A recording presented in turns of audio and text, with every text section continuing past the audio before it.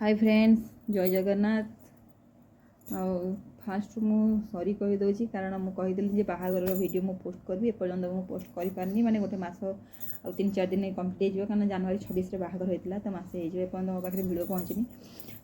भाणीजी मत भी जहाँ सब सी पोस्ट कर सब रील्स कहले बाहागर वीडियोटा लेट्रे मिल के मिल जना नहीं मतलब मिल कि ना मोर से आशा भी कहीं पाऊनी मासे ही गलानी से आशा भी आउनी से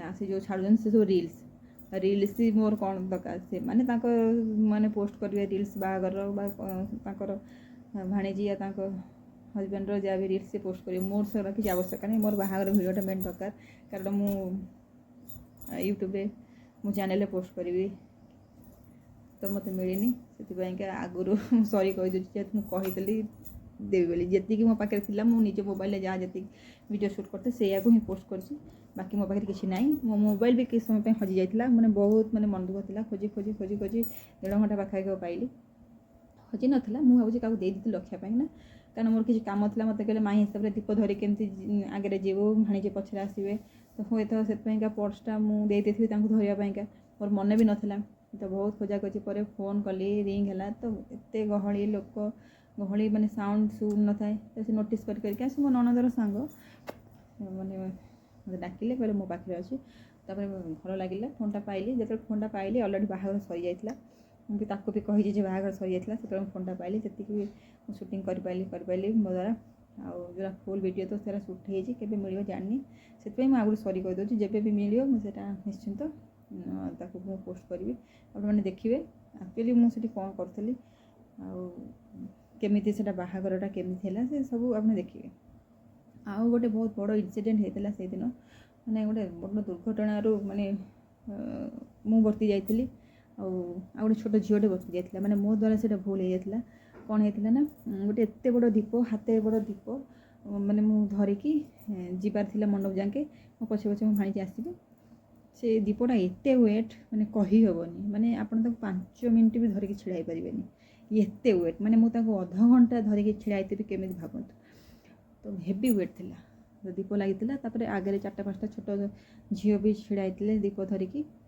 छोट छोट प्लेट से छोट छुआ मैंने धरिक लेकिन मत जेहतु देते माई हिसाब से भगवान जानती एत माने ओजन माने मो अध घंटा धरी हाथ खाली पेन है तो से दीपरे से मो आगे जो छोट झीटे छिड़ाई मुझे जानी माने जस्ट आम सेपटू बुलिक एपटू आसुलु तो से लगी लगी छुआ गला छिड़ाई माने मोर भूल कि कौन मुझे जानी कारण से सब बाहागर छोट छुआ मैंने सब चुट्टी छाड़ी सांपू कर फरफर होगी उड़ूची तो मुझे जो बुलिली से झीटा भी बुलूला तो मो दीपरे से झीटार चुट्टी लगिगला चुट्टीटा माने पोड़गला किंतु माने अल्प काली पोड़ी बेसी पोड़ी ना एत बड़ा दुर्घटना होता माने दुर्घटना आम समस्त बर्ती गलु लोकटा जी बसुला सागे सागे चुट्टीटा को झाड़ीदेला हाथ में माने यही पछ साइडटा जलीगला चुट्टी तो झीर माने किसी क्षति है भगवान को दयारू माने से सेफ थिला हाल्का जलिला पुणी किसी समय पर से दीपटा मुझे धरती हाथ न एत ओजन मुझे ये करनी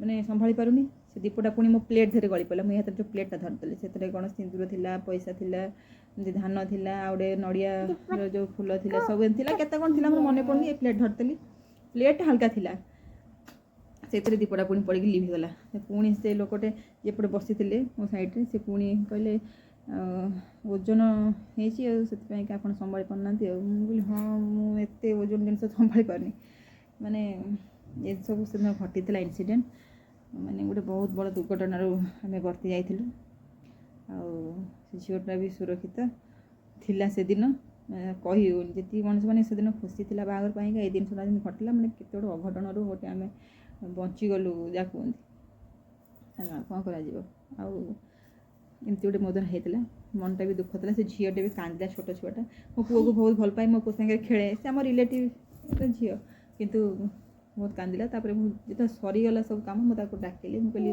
तो बुझेली मुझे भूल हो जाए लगे सब ठीक ठाक थिला सब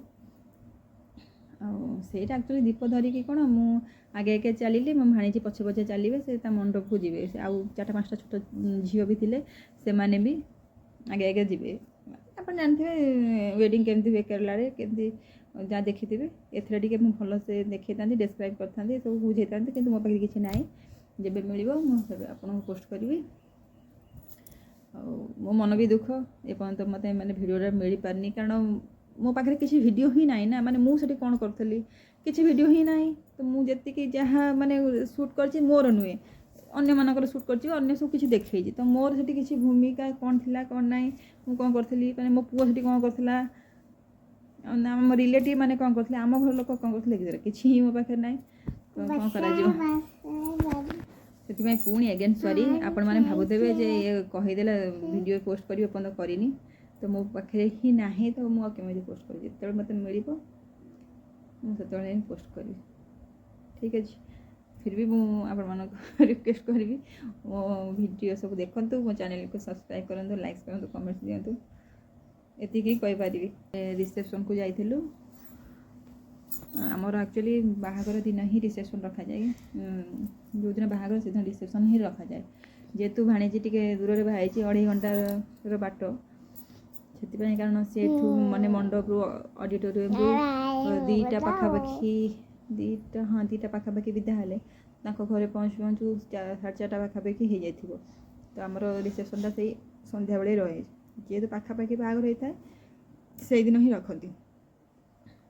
ଆମର ତ ଖାଇବା ଆପଣମାନେ ଜାଣିଥିବେ, ଯେହେତୁ ଖରାବେଳ ଖାଇବା 10ଟା ହୁଏ ମାନେ, ଆଉ ରିସେପସନ୍ ଖାଇବା ଆମର କେଇଟା ଷ୍ଟାର୍ଟ ହେଉଥିବ ଆପଣମାନେ ଜାଣିଥିବେ, 5ଟାରୁ ଷ୍ଟାର୍ଟ, ମାନେ ଯେଉଁଟା ରାତି ଖାଇବାଟା 5ଟା 4:30ରୁ ଏମିତି ଷ୍ଟାର୍ଟ ହେଇଯାଏ। ବେସିକାଲି 5ଟାରୁ ଷ୍ଟାର୍ଟ ହୁଏ। 5ଟାରୁ ପୁରା ସବୁ ଖାଇ ପିଇକି ଷ୍ଟାର୍ଟ ହେଇଯିବ। ଆମର 6:30 7ଟା ଭିତରେ ଖାଇବା ଶେଷ। ମାନେ 7ଟା ବାଜିଲେ ମାନେ ଜାଣିଥିବ ଖାଇବା ଶେଷ, ଯେଉଁ ଟାଇପ୍ର ଆମର ଟିମ୍ଙ୍କର ସିଷ୍ଟମ୍।